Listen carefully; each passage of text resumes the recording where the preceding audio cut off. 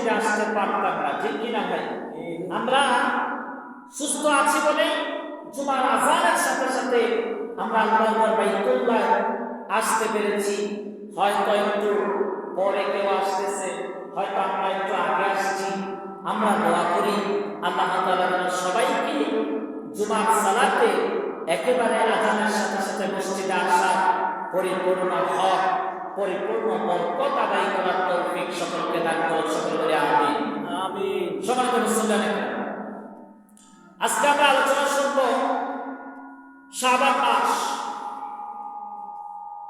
এই শাবান মাস আল্লাহ রাব্বুল আলামিন কতটুকু গুরুত্ব দিয়েছেন, এই শাবান মাসকে রাসূল আকরাম সাল্লাল্লাহু আলাইহি ওয়াসাল্লাম কতটুকু গুরুত্ব দিয়েছেন।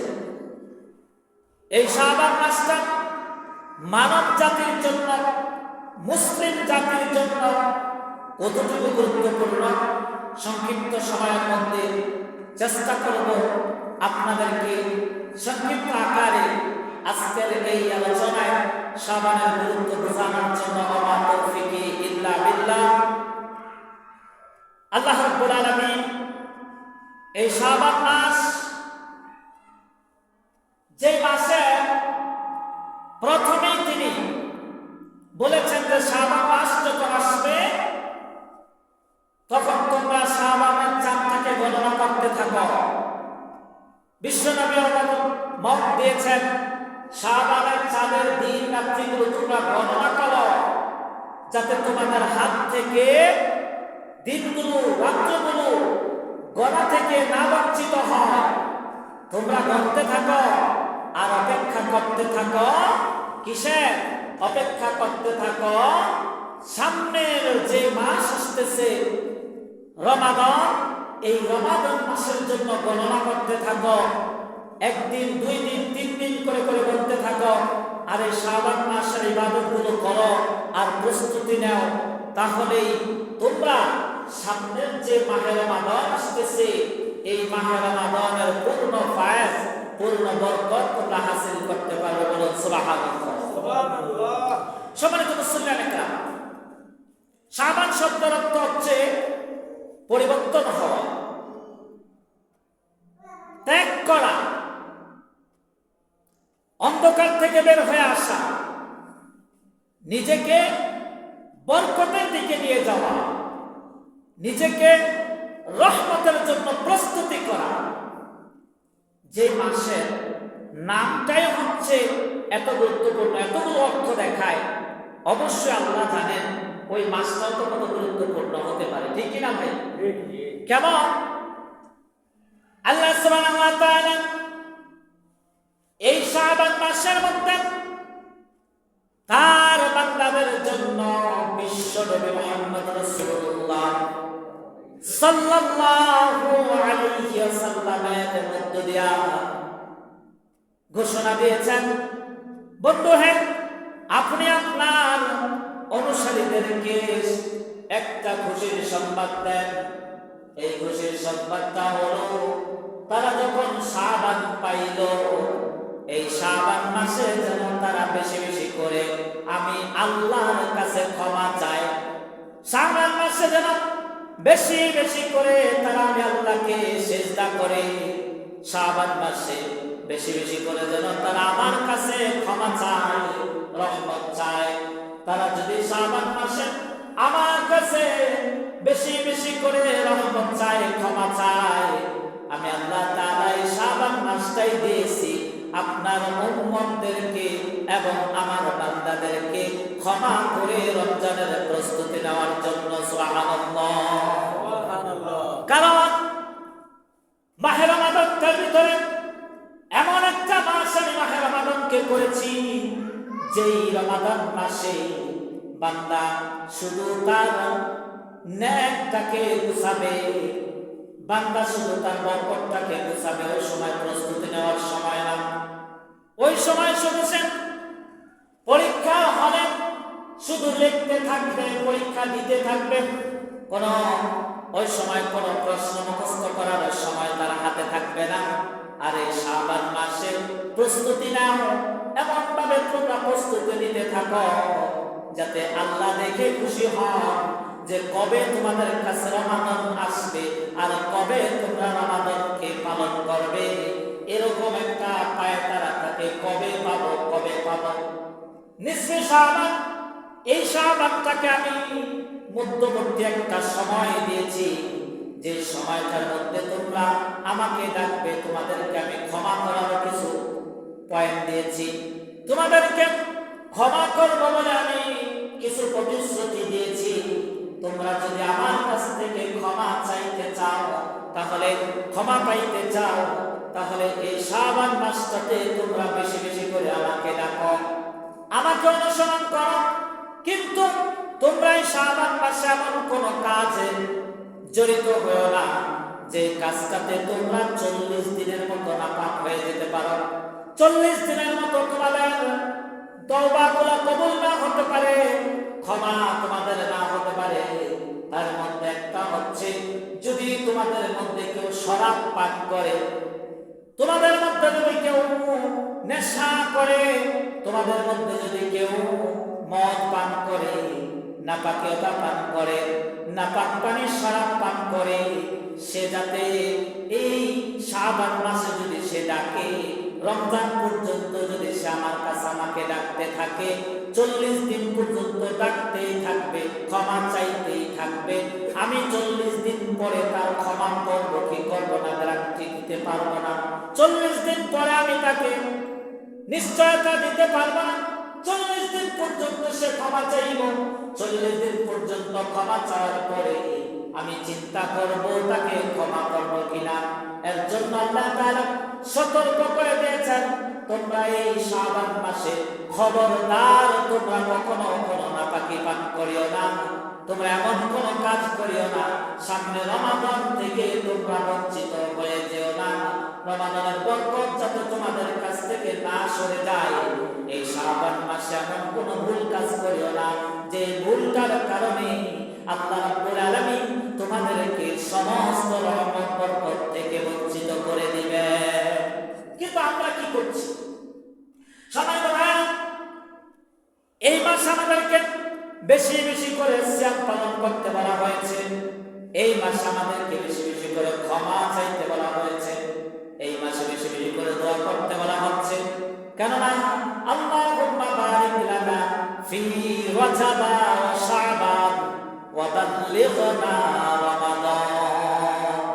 আল্লাহ আমাকে বরকত দাও, রহমত দাও, মাগফিরাত দাও এই শাবান এবং রজবের মধ্যে, আর এই রহমত দিয়া ক্ষমা করে আমাকে নিষ্পাপ অবস্থায় ওয়া বাল্লিগনা রমাদান, আমাকে নিষ্পাপ করে পরিপূর্ণ প্রস্তুতি করে মাহে রমজানের দরজা দিয়া ঢোকার তৌফিক দান করে দাও। কত সুন্দর দোয়া শিখিয়ে দিয়েছি। সময় তো ভাইরা, আমরা কি করি?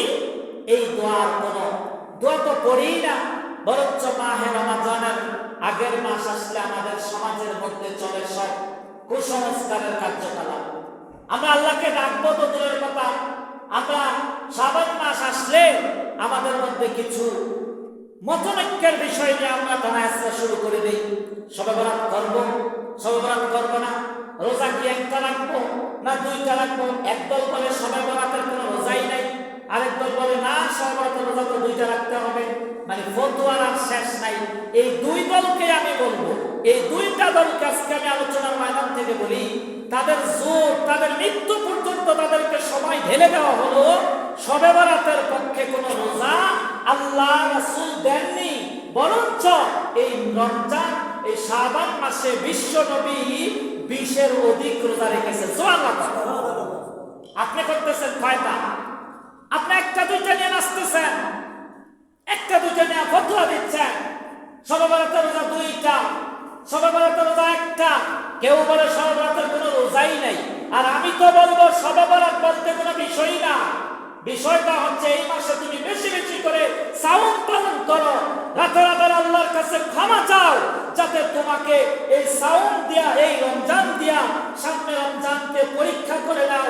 এই মাসে বেশি বেশি করে রোজা রাখার দরুন তোমার বডিটাকে মাহে রমজানের জন্য প্রস্তুতি করে নাও, কারণ আল্লাহ তো তোমাকে পরীক্ষার হলে ঢোকার আগে প্রস্তুতি নেওয়ার জন্য প্রাইভেট করার সুযোগ করে দিয়েছে। সুবহানাল্লাহ।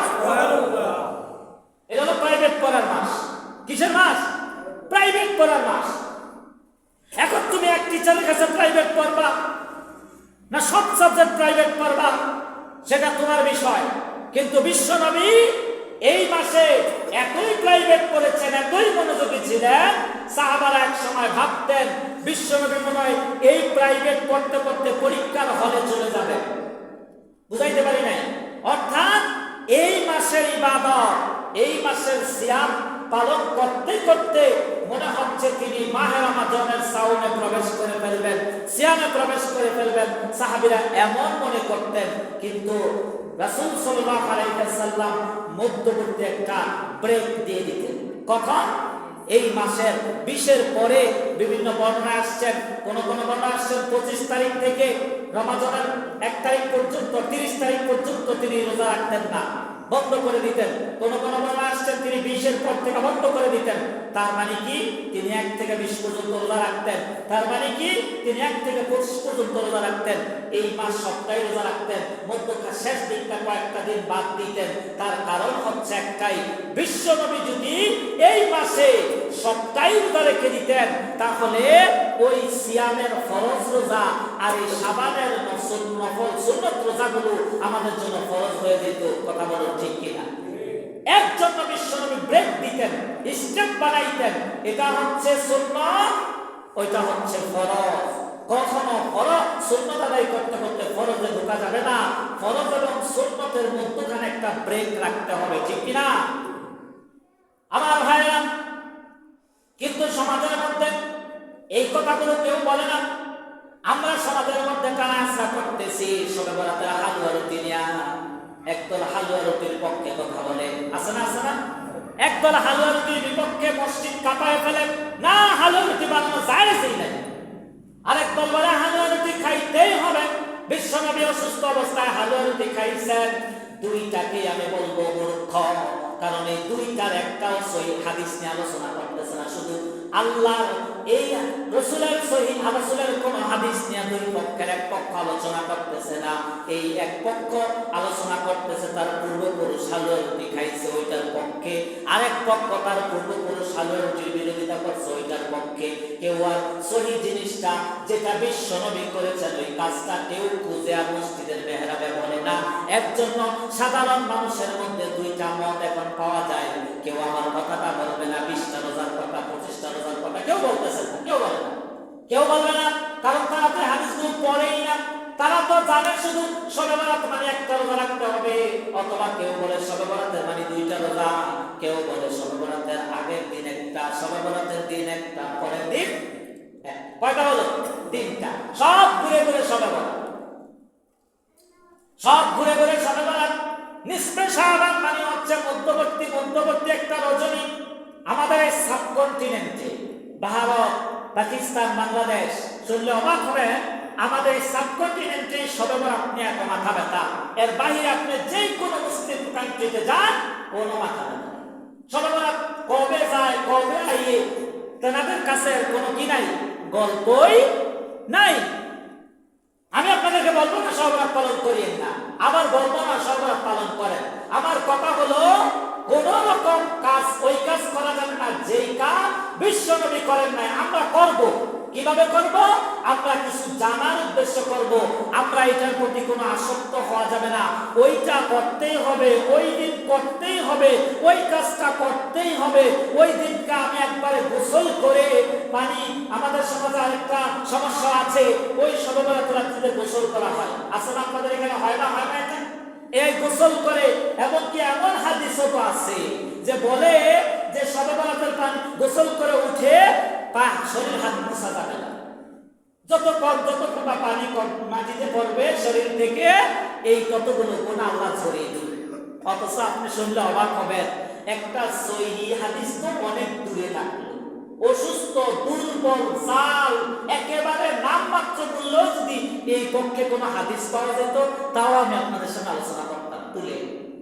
আমি তো শুধু ছোট মানুষ, আমার ক্ষুদ্র জ্ঞান, আমার চাইতে আরো বড় বড় স্কলারদের মত দেখেছি। আমরাও কোরআন হাদিস খুঁজতেছি শবে বরাতকে জায়েজ করে দেওয়ার জন্য, শবে বরাত রাতের ইবাদতটাকে মজবুত করে দেওয়ার জন্য, পাচ্ছি না। কেননা বিশ্ব নবীকে এমন কোন রাত্রের কথা আল্লাহ বলে দেন নাই যেই রাত্রিটার খোঁজ মানুষ দৌড়ে করবে, অন্য কোন রাত্রিকে গুরুত্ব দিবে না। কারণ বিশ্ব নবীর পক্ষ থেকে কোন রাত্র আসে নাই। যেই রাত্রগুলোকে আল্লাহ বিশেষ করে দিয়েছেন তার মধ্যে সবচাইতে গুরুত্বপূর্ণ রাত হচ্ছে লাইলাতুল কদর। সুবহানাল্লাহ। অন্য কোন রাত্রকে এত বিশেষত্ব মর্যাদা দেওয়া হয় নাই। আর লাইলাতুল কদরকে মর্যাদা দেওয়া হয়েছে শুধু কেন? শাহরুর রমাদানাল্লাযী উনজিলা ফীহিল কুরআন, আমি নাজিল করেছি কোরআনুল কারীম এই রাত্রিতে, এর জন্য এই রাত্রিটার এত গুরুত্ব বানিয়ে দিয়েছি। সেটা তো অনেক দূরে এখনো, ঠিক কিনা ভাই? সম্মানিত ভাইয়া, আল্লাহ তাআলা যদি নিসফে শাবান, আপনাকে আমি যুক্তি দিচ্ছি না, বুঝাচ্ছি, একটু দেখ আমার কথাগুলো বিতর্ক ছড়াবেন না, পরবর্তীতে নিয়ে একটু ব্রেকটা খুলে শুনেন। আমি কোনো আপনার উপরে কোনো কিছু চাপিয়ে দিচ্ছি না। আমি এটাও বলবো না আপনার বাপ দাদা সিলসিলা আপনি বাদ দিয়ে দেন, কারণ আমি বলবো আপনি বিবেচনা করেন। বুঝতে পারছেন আমার কথাগুলো? আমি কি বলতেছি? বিবেচনার, আপনার বিবেচনা করতে বলছি। আপনিও বলতেছেন বাপ দাদার সিলসিলা মানবো, আবু জাহেলও বলছে বাপ দাদার সিলসিলা মানবো। আবু জাহেলও বাপ দাদার ধর্মকে কোনো গবেষণা ছাড়াই মেনে গেছে, আপনিও বাপ দাদার সিলসিলাকে গবেষণা ছাড়াই মানতেছেন। আমার প্রশ্ন ভাই, আপনার পায়ে ধরে বলছি, আপনার মধ্যে আর আবু জাহেলের মধ্যে পার্থক্যটা কোথায় বলতে পারেন? আবু জাহেল কি বাপ দাদার ধর্ম কি দেখা মানছে না বুঝে মানছে? না বুঝে, কারণ আমি বাপ দাদা মানছে, আমরা মানবো। এখন আমাদের সমাজের কিছু মানুষ এই কথাগুলো বলে, বাপ দাদার থেকে পড়ে আসছে, আমরা কি ভুল করতেছি? এটা কোনো যুক্তি, এটা কোনো কথা? বলেন ভাই, এটা কোনো কথা হতে পারে? কথা নয়। কারণ মানুষ মাত্র ভুল করবে, এটা কি সত্য? এটা সত্য কিনা? মানুষ মাত্র ভুল করবে, এটা কি সত্য না মিথ্যে? বুঝেন নাই মনে কথাটা? মানুষ ভুল করতে পারে, এই কথাটা সত্য না মিথ্যে? সত্য। তাহলে মানুষ ভুল করতে পারে, ভুল হবে, আর মানুষ ভুল না করলে ফেরেশতা। বুঝাইতে পারি নাই মনে হয়? মানুষ যদি ভুল না করে তাহলে সে কি? ফেরেশতা। কারণ ফেরেশতা ততটুকুই করে যতটুকু আল্লাহ করতে বলে, তার আগেও কিছু করে না, তার পরেও কিছু করে না। তার জন্যই ফেরেশতাদের কাছে ভুল হওয়ার কোনো সম্ভাবনা নাই, ঠিক কিনা? সুবহানাকা লা ইলমা লানা, পবিত্রময় আল্লাহ, ইল্লা মা আল্লামতানা, যা শিখায়, ইন্নাকা আনতাল আলিমুল হাকীম, তিনি যা শিখান, যা শিক্ষা দেন আমরা তাই করি। ফেরেশতাদের কথা আমরা তাই করি, এর বাহিরেও কিছু করি না, এর ভিতরেও বাড়িয়ে কিছু করি না। কেননা আল্লাহর হুকুমের বাহিরে কোনো কিছু করার মতো সক্ষমতা আল্লাহ আমাদেরকে দেন নাই, ঠিক কিনা? কিন্তু মানুষ আমরা তো করতেছি। এখন আমাদের যদি আমি এই কথা বলি, আরেকজন বলতেছেন যে হুজুর সবে বরাত করলে কি গুনাহ হবে নাকি? হ্যাঁ, উত্তর তুমি কি দিব? হাতে এই বাড়িতে এই কথা বলে না কেন যে ফরজ নামাজ, আমি যদি বলি ফরজ নামাজ পড়তে, ফরজ নামাজের বেলা এই কথা বলে না কেন যে ফরজ নামাজ বলবো? ফরজ নামাজ আমি যদি কাউকে বলি, ধরেন যে আপনি মাগরিবের ফরজ নামাজ 3 রাকাত, আপনি 4 রাকাত করেন, কয় রাকাত করেন? 4 রাকাত করেন। তো 4 রাকাতের সময় সে যদি বলে না 4 রাকাত কেন করবো, তা আমি বলতেই পারি এই কথাটা যে 4 রাকাত করলে কি গুনাহ হবে নাকি? কারণ আপনি তো বলতেছেন আমাকে সবার পালন করবো, সবার রাত্রিতে রাত জেগে ইবাদত করবো, এতে কি গুনাহ হবে নাকি? ভাই, গুনাহ সবের বিষয় না তো। বিষয়টা হচ্ছে আপনি এটার উপরে যে কি রাখছেন যে এই রাত্রিতে আল্লাহ আপনাকে সব দিব, এটাই হলো সবচেয়ে বড় কথা। কারণ আল্লাহ তাআলা তো এই রাত্রির জন্য কোনো বাজেট করেন নাই। আল্লাহ তাআলা তো আপনাকে গোটা মাসটাই দিয়ে দিয়েছেন এই বাজেটের জন্য, গোটা মাসটাই আপনার জন্য ক্ষমা। আপনি সর্বরাতের আগের দিনও ফরজ নামাজ পড়েন নাই, পরের দিনও ফরজ নামাজ পড়তেছেন না, সর্বরাতের রাত্রিতে এসে আপনি আল্লাহকে ডেকে নামিয়ে ফেলতেছেন। এটা কি আমার মনে হচ্ছে বা আমার ছোট মানুষের ব্রেনকে মনে হচ্ছে একটু অতিরঞ্জিত হয়ে যাচ্ছে না বিষয়টা? ঠাট্টা তামাশা হচ্ছে না বিষয়টা? কথা বলছেন তাই মনে হয়? এটা কি ঠাট্টা তামাশা হয়ে যাচ্ছে না? মানে আপনি তো মনে হচ্ছে প্যাকেজ আলো, প্যাকেজ পেয়ে গেছে, আমি ওই রাত্রিতে ইবাদত করবো, ক্ষমা পেয়ে যাবো, শেষ। তার মানে আপনি জানেন ওই দিন ইবাদত করলে আমি মা পাবো। রেডি যাবো আর নিমো, রেডি যাবো আর নিমো। ব্যাপারটা কি কেমন? না, ব্যাপারটা তেমন নয়। কেননা আল্লাহ তাআলা আপনাকে ওই রাতের জন্য কোনো বাজেট দেন নাই। আল্লাহ নিজেই তো বলতেছেন, আল্লাহ দিয়েছেন শুধু লাইলাতুল কদর। শবে বরাতের রাত্রিতে আপনি স্বাভাবিকভাবে আলোচনা যদি হয়, কোনো মসজিদে আলোচনা শুনেন, কিছু নামাজ আদায় করেন, সমস্যা নাই, কিন্তু ওই বিষয়টা করা যাবে না। এই রাত্রিটাকে সম্পূর্ণরূপে চেপে ধরা যাবে না। আপনাকে বলা হচ্ছে শবে বরাতের নামে 2টা রোজা আপনি রাখতে পারবেন না, শবে বরাতের নামে 1টা রোজা রাখতে পারবেন না। কারণ এই ব্যাপারে কোনো রাসূল কোনো মতামত দেননি। রাসূল সাল্লাল্লাহু আলাইহি ওয়াসাল্লাম মতামত নয়, রাসূল নিজে করেছেন এই মাসে 20-এর অধিক রোজা। আপনি পারলে রাসূলের সুন্নাত মানতে হলে এই মাসে 8, 10টা, 20টা, 15টা রোজা রাখুন, তাহলে আপনি এই মাসের পূর্ণ বরকত হাসিল করতে পারবেন। ঠিক কি না? আমার কথাগুলো রেকর্ড হচ্ছে, সমস্যা নাই, আপনারা ভয় পাবেন না, আমি কথা বলে ঘুরাবো না। বুঝাইতে পারছি? কারণ আমি নিজে এই কথাটুকু আপনাদের কাছে পৌঁছায় দেওয়ার চেষ্টা করি যতটুকু আমি কোরআন হাদিস থেকে পাইছি। কারণ তোমরা শুনে এসে কোনো কথা বলি না, কেননা হতে পারে আমার শোনাটা ভুলও হতে পারে। এখনকার সমাজের কিছু মুরব্বী শ্রেণীর লোক আছে, তারা শোনা কথার উপরে এত জোর দেয় যে আপনারা চোখটা দেখতে এসেও আমার তাদের কাছে আমরা হার মানতে হয়। ঠিক কিনা? বুঝাইতে পারি নাই? আমরা তাদের কাছে দেখাই কি হার মানতে হয়ে যায়, মানে তিনি যেটা শুনছে এটা সত্য, আর আমি যেটা পড়ে আসলাম, দেখে আসলাম, এটা মিথ্যা হবে না। তো যাই হোক, মুরব্বী আমাদেরকে আমি কখনো রাগ দেখাই না, রাগ দেখাবো কেন? তিনাদের ব্রেন মস্তিষ্কে যা ভাবছেন তিনারা বলছেন। মানুষের ভাব স্বীকার, সবারই ভাব প্রকাশ করার অধিকার আছে। মানবো না না মানবো একান্তকার ব্যক্তিগত বিষয়। আপনি বলতে পারেন আমি বলতেছি, আমার কথাগুলো আপনি শুনতেছেন, বাট মানবেন কিনা আপনার ব্যাপার। আমি আপনাকে চেষ্টা করতেছি তথ্য দেওয়ার, বাট আপনি কি এগুলো মানবেন কি মানবেন না এটা কার বিষয়? কার ব্যাপার? আমার না আপনাদের, নিজেদের বিষয়। আমার কথাগুলো কে কোন মেজাজে নিচ্ছেন এটা আপনার ব্যক্তিগত বিষয়। আমার কথাগুলো আপনি কোনো দলের আকারে নেবেন না, যে অমুক সুন্নি অমুক ওয়াহাবি আমাদের সমাজে এগুলো বলে। সুন্নি বলে সুন্নি সর্বনাথের পক্ষে কথা কয়, ওয়াহাবি বলে সর্বনাথের বিপক্ষে কথা কয়, আহলে হাদিস বলে সর্বনাথ মানে না। আমি তিনটার একটাও না। বুঝাইতে পারি নাই? আমি তিনটার একটাও হতে চাই না, কেননা এই তিনটাই প্রশ্নবিদ্ধ। আমি বুঝাইতে চাচ্ছি এটাই, বিশ্বনবী এই মাসে বেশি বেশি সাওম পালন করছেন, রোজা রাখছেন, বেশি বেশি আল্লাহর কাছে নাম চাইছেন, বেশি বেশি আল্লাহর কাছে দোয়া করছেন, বেশি বেশি আল্লাহর কাছ থেকে রহমত চাইছেন। আমি বলবো দিন নয়, রাত নয়, সংখ্যা নয়, রাকাত নয়, হিসাব নয়, আপনি এই মাসে শুধু আল্লাহকে ডেকে যান আর সাওম পালন করে যান। আল্লাহই জানে আপনাকে কখন ক্ষমা করে দিবে। ঠিক কিনা? তৃতীয় শ্রেণী তৃতীয় দলের একটার পক্ষে আমি কথা বলবো। আমার একজন টিচার ছিলেন, খুব আমলদার ব্যক্তি। তিনি একটা কথা সবসময় বলতেন যে আমাদের দেশে আলেম নির্বাচন করা হয় টুপি দেখে, জুব্বা দেখে, আর কথার ভাঁজ দেখে। কিভাবে? 3টা জিনিস দেখে। এক হলো কি? টুপি, এক হলো জুব্বা, 3 নম্বর বিষয় হচ্ছে তার কথার ভাব। কথা যদি একটু সুরালো হয়, একটু নবী মানে কথার মধ্যখানে নবী আসেন, আর ইয়া নবী সালাম আলাইকুম বেশি বেশি পায়, মুসল্লি বুঝে নাই হুজুরটা সুন্নি। হুজুরটা কি বুঝা লাইলো? ওকে হুজুর, এটা ছিল, এটাও আমাদের দলের হুজুর। এরপরে আসে টুপিটা একটু উঁচু, ধরেন আমাকে তো একজনে বলে আমি একটু চুল বড় রাখছি, সেদিন একজন বলে দিচ্ছে যে হুজুর কোন মাজা করছি, যদি আমাকে বলে ভাই সামনে পাশে চুল বলতেছে, কি দেখতে পাচ্ছে? চুলটা কি একটু বড়, টুপিটা কি একটু বড়। বুঝে নিয়েছে, মাশাআল্লাহ, কত সুন্দর সার্টিফিকেট। বুঝতে পেরেছেন মনে হয়?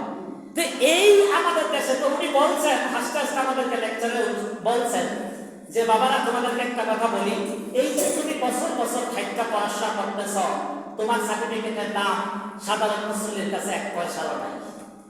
কেন জানো? তুমি সারাদিন চিল্লাইয়া সহি কথা বলবা, ওরা বাপদের থেকে যা শিখে আসছে তাই একটু করে মানতে শুরু করবে। ঠিক কিনা? আমি মনে হয় ভুল বলছি কথাটা? এই যে 7 মাস 6 মাস ধরে বলতেছি মসজিদে আগে আসেন, আগে আসেন, কয়জন লোকে হাত দিয়া বলেন তো দেখি, দাঁড়িয়ে সাহস করে বলেন আপনাকে আমি আপনার জন্য দোয়া করবো যে হুজুর আজকে আমি মসজিদে আজানের আগে পৌঁছাইছি। দাঁড়ান, একজন 2-4 জন দাঁড়ান না দেখি, দাঁড়ান। তার মানে আপনারা আমার কথাটাকে শুধু শুনেই গেছেন, আমার কথাটাকে গুরুত্ব দেন নাই। কারণ আমার কথাটাকে গুরুত্ব না দেওয়ার দুইটা কারণ। কারণ আপনি আমাকে শিখাচ্ছেন, আমি আপনাকে শিখাইতে ব্যর্থ হচ্ছি, ঠিক কিনা?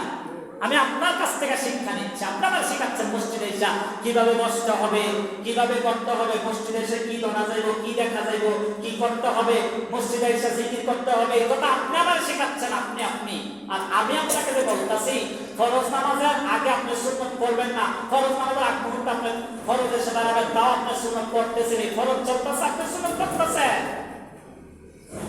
আপনি আপনার মতো মসজিদে আসতেছেন, আপনি আপনার মতো এই যে আমি সারাদিন ওয়াজ করে বেড়াচ্ছি, আপনি কখনো এই মাসে দুশো কলমা রাখতেন না। কেন রাখবেন?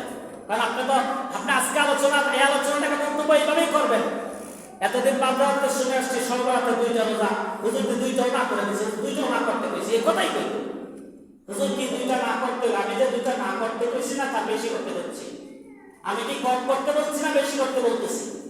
2টা 1টা 3টা কোন বিষয় আমি রাখছি বা এই বিষয়গুলো কি বা এই মাসে যদি আপনি আল্লাহর কাছ থেকে ক্ষমা চাইতে হয় তাহলে বিশ্বনবীর আদলে এই মাসটাকে মানতে হবে।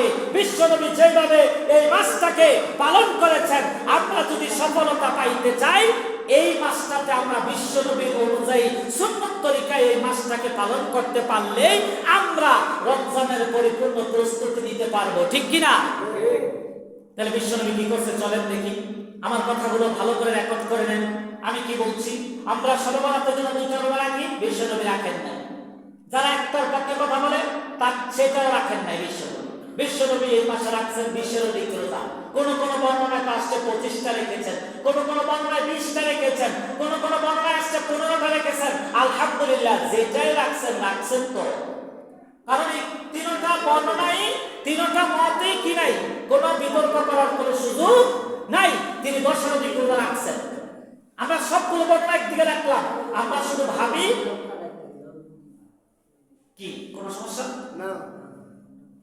তাহলে আমরা ভাববো কি এই মাসে আমরা রোজা রাখবো কেন? এই মাসে যখন আপনি রোজা রাখবো 2টা সুবিধা পাওয়ার জন্য।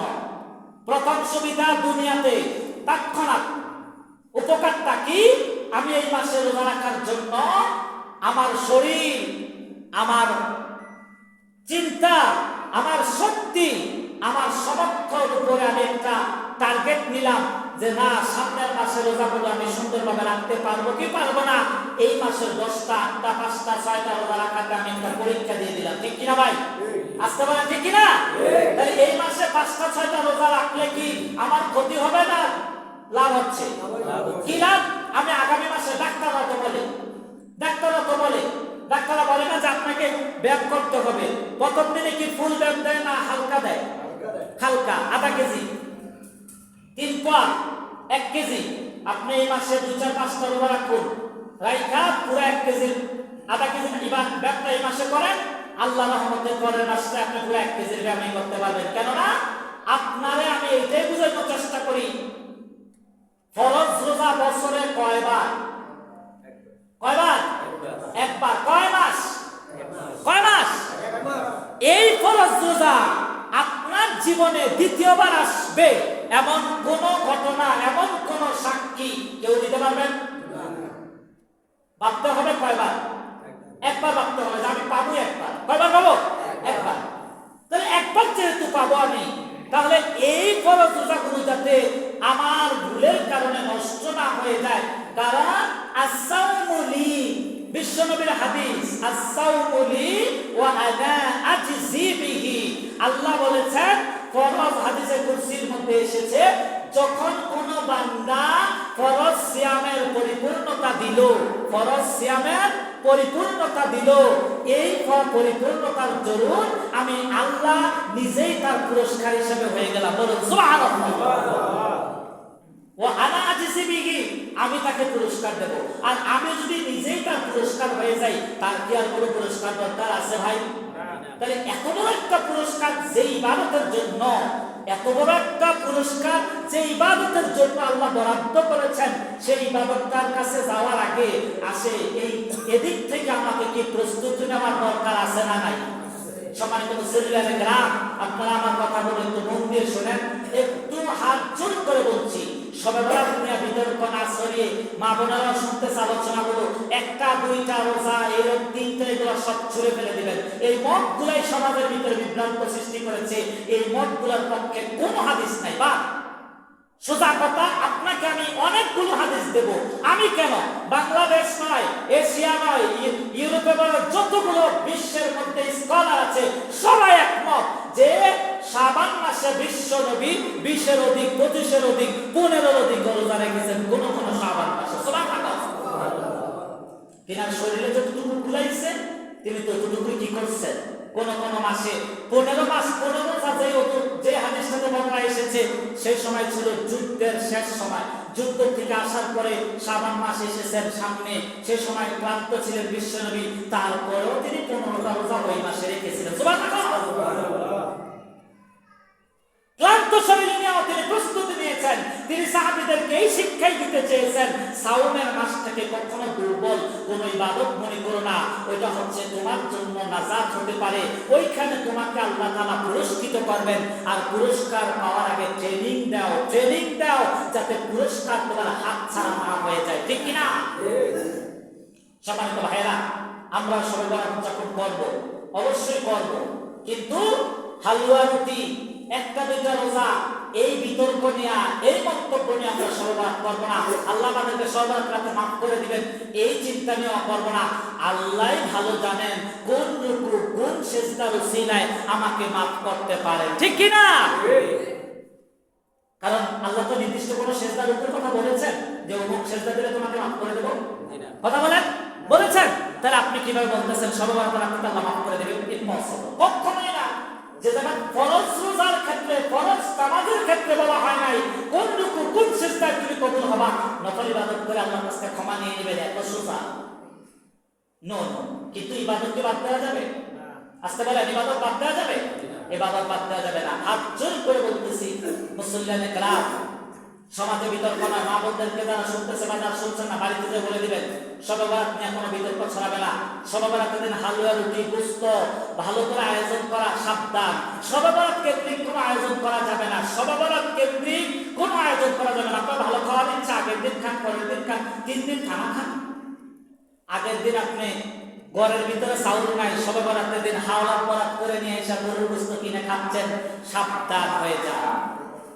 খবরদার, এই সমস্ত বিষয় বিশ্বনবী কখনো বরদাস্ত করেননি, সাহাবীদেরকে শিক্ষা দেননি, তাবেঈনরাই শিক্ষা দেননি, আইম্মায়ে মুজতাহিদিনরাই শিক্ষা দেননি, তাবেঈনরাই শিক্ষা দেন নাই। আমাদের মধ্যে একটা 3% এসে বিগত দিনে অনেক আগে তারা আমাদের দেশে ইসলাম প্রচার করতে এসে কম জানো তার বেশি জানো এই বিষয়টাকে চালিয়ে দিয়েছে। আমি তাদের ভুল করতেছি না, তারা করে ফেলেছেন যে কোনো কাজে। কারণ আগের মানুষের একটা কি ছিল, তারা জানতো কম মানতো বেশি, তারা বুঝো বা না বুঝো কিন্তু ঠেলে ইবাদত করে চলে গেছে। ঠিক কিনা ভাই? কিন্তু এখনকার বিষয় আপনি বলুন, আপনি 5 টাকার একটা জিনিস কিনতে গেলে কয়বার দেখতেছেন? মিনিমাম 2-4টা দোকান চেক করতেছেন, দাম 5 টাকা জিনিসটা, কয়েকটা দোকান চেক করে নিচ্ছেন। কেন নিচ্ছেন?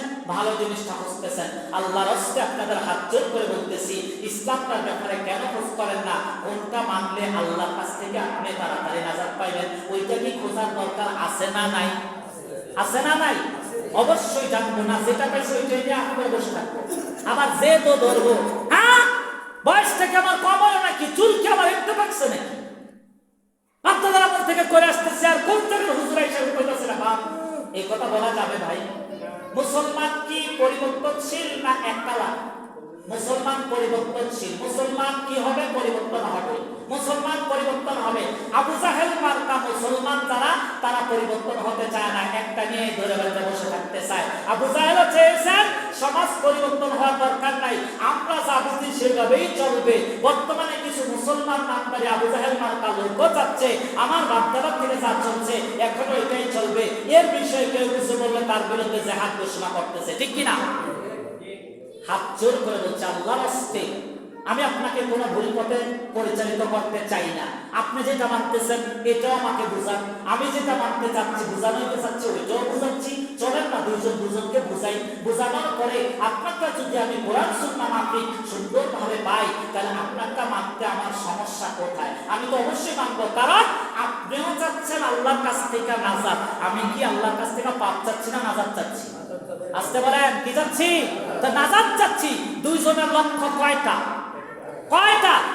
দুইজনেই চাচ্ছি আমরা ক্ষমা। কি চাই? ক্ষমা। তাহলে আপনার ইবাদতটা যদি কোরআন সুন্নাহ সম্মত হয়, ওইটাতে যদি নাজাত পাওয়ার গ্যারান্টি থাকে, তাহলে আমিও ওইটা একেবারে ভালোবেসে বুকে জড়িয়ে নেব এবং ওই ইবাদতটা কাঁধে কাঁধ রেখে হাতে হাত রেখে পায়ে পা মিলিয়ে আমি ওই ইবাদতটা করব। আর আমারটা যদি আপনি বুঝতে পারেন যে না এটাই মনে হয় সহি বা এটাই ভালো, কারণ এটা কোরআনে আছে হাদিসেও আছে, এটাই মনে ভালো, তাহলে আপনি আমারটা মানতে সমস্যা কোথায়? আমি তো আপনারটা মানতে কোনো সমস্যা পাচ্ছি না। যেমন ধরেন আমাদের কোন এক মুসল্লি বলছেন যে শেষ বৈঠকে একটু তাশাহুদ বেশি সময় নিয়ে করতে, ইদানিং সময় নিচ্ছি, আমার তো করা হয়ে যাচ্ছে, তারপরে আমি দোয়া করতেছি। ওই তখন ওনাকে আমি ধন্যবাদ দেই, উনি আমাকে একটা সুন্নত মানার একটা সুযোগ করে দিয়েছে। সুবহানাল্লাহ। কিভাবে জানেন? বিশ্বনবী মুহাম্মদ রাসূলুল্লাহ সাল্লাল্লাহু আলাইহি ওয়াসাল্লাম দোয়া মাসুরার পরেও তাশাহুদ দুরূদ শরীফ দোয়া মাসুরার পরেও এই বৈঠকে বসে, আখিরি বৈঠকে বসে রব্বানা আতিনা ফিদ দুনিয়া হাসানা ওয়া ফিল আখিরাতি হাসানা ওয়া কিনা আযাবান নার রব্বানা যালামনা আনফুসানা ওয়া ইন লাম তাগফির লানা ওয়া তারহামনা লানাকুনান্না মিনাল খাসিরিন রব্বি জাআলনি মুকিমাস সালাতি ওয়া মিন যুররিয়াতি রব্বানা ওয়া তাকাব্বাল দুআ। এরকম অসংখ্য দোয়া তিনি ওইখানে বসে পাঠ করতেন সালামের আগে। সুবহানাল্লাহ। ভাইকে আমি ধন্যবাদ জানাচ্ছি যে ভাই আমাকে একটু দেরি করতে বলে আরো কিছু দোয়া করার সুযোগ করে দিয়েছেন, কারণ আমি তো জানি দোয়াগুলো নামাজের সালামের আগে দোয়া করলে আল্লাহ সবচাইতে বেশি খুশি হন এবং কবুল হওয়ার গ্যারান্টি বেশি থাকে। সুবহানাল্লাহ। আমি তার বিরুদ্ধে যাইনি। হ্যাঁ, এটা বলবো না আপনার কেন কথা বললেন, কারণ আমি তার ফল পাইছি। কিন্তু আমাদের সমাজের মধ্যে এই যে না মানা, একটা জোর দেখানোর যে একটা রোগ, এই রোগটা থেকে আমাদেরকে সরে আসতে হবে। এর জন্য আমাদের কল্যাণ নাই, কারণ আমরা জোর দেখাই। কি দেখাই ভাই? আমরা জোর দেখাই, জোরে কথা বলি, জানেও জোরে বলি, না জেনেও জোরে বলি। এটা রোগ, এটা কোনো সমাধান নয়। আর রোগ কখনো মানুষকে ভালো কিছু উপহার দেয় না। রোগ হওয়া মানেই ধ্বংস হয়ে যাওয়া, ঠিক কিনা? রোগ হওয়া মানে কি হয়ে যাওয়া? ধ্বংস হয়ে যাওয়া। রোগের আরেক নাম হচ্ছে হিংসা। আসতে বলে রোগের আরেক নাম কি? হিংসা।